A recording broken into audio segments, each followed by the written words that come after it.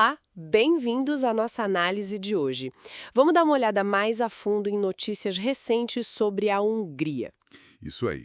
Pegamos material de várias fontes: Hello Magar, Daily News Hungary, G7, HVG, Eurostat. Exato.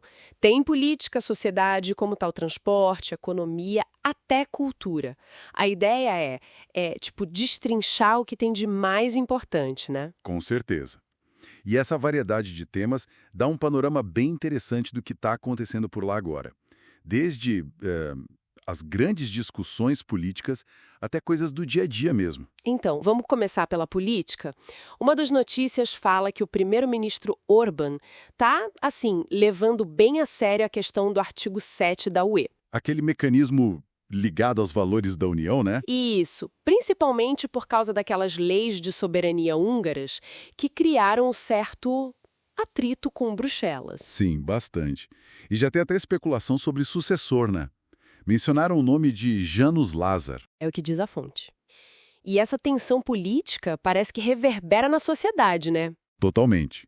Olha só, no dia 1º de junho, teve uma marcha silenciosa lá em Budapeste. Silenciosa? Sim.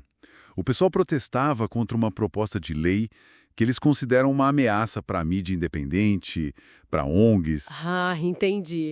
E o gesto foi tapar a boca, sabe? Sim. Bem simbólico, para mostrar essa ideia de silenciamento de vozes críticas. Forte isso. E fizeram questão de frisar que era um movimento não partidário. Interessante ver essa tensão política e, ao mesmo tempo, o dia a dia segue com mudanças práticas.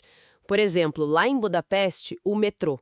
Ah, sim. As linhas M2, M3, M4 começaram a funcionar até mais tarde, agora em junho. Isso é bom, né? Facilita a vida. Com certeza. Parece que era uma demanda antiga por transporte noturno. Ajuda bastante na capital. Pois é. Mas aí, enquanto o metrô da capital melhora, a situação dos trens no resto do país, os da MAV, a estatal ferroviária... Não tá boa. Olha, os dados de 2024 são preocupantes. Quase 1/3 dos trens atrasou. Nossa, 1/3? Sim, e é uma piora bem grande desde 2019. Acumularam, tipo, 3,7 milhões de minutos de atraso. É muita coisa. Caramba! E por quê? A frota é muito velha, sabe? Idade média de 45 anos. E parece que o investimento na infraestrutura dos trilhos é limitado. Então a pontualidade. A Hungria está entre os piores da Europa nesse quesito. Inclusive, a MAV até mudou regras de compensação, mas tem críticas sobre falta de transparência nos dados. Que contraste, né? Metrô melhorando na capital e os trens nacionais nessa situação. Levanta umas questões sobre prioridades de investimento. Exatamente. Essa diferença pode refletir debates maiores sobre desenvolvimento regional e tal. E falando em economia, Sim. o setor bancário húngaro, segundo o Banco Central, continua lucrativo, resistente a choques. Ah, boas notícias então. Mas tem um detalhe.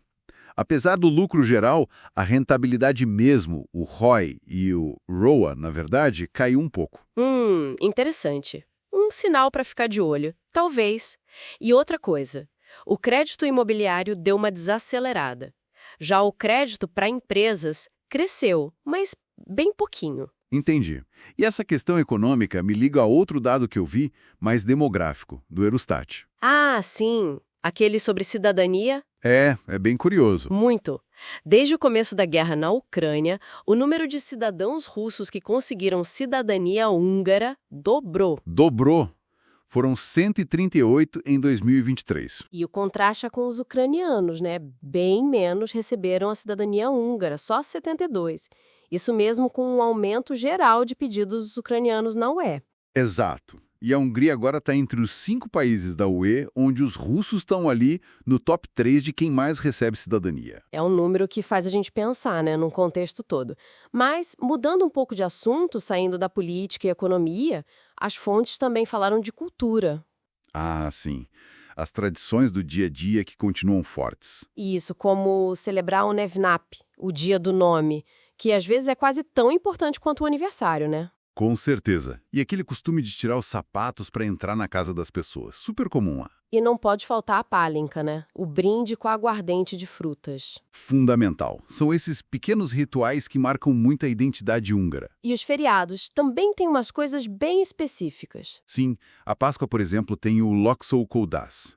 Os homens jogam perfume ou água nas mulheres. Em troca de ovos pintados. Isso.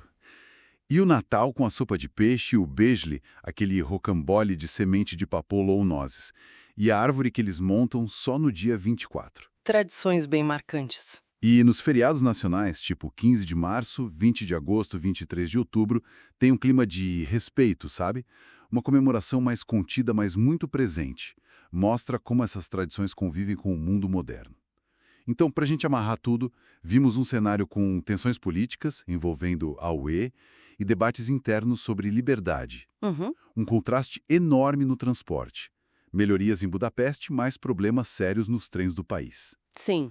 A economia bancária está estável, mas com alguns sinais, de desaceleração em certos pontos. Exato. Mudanças demográficas inesperadas, talvez ligadas à guerra na Ucrânia, e, claro, as tradições culturais que continuam bem vivas. É fascinante ver como essas peças se encaixam.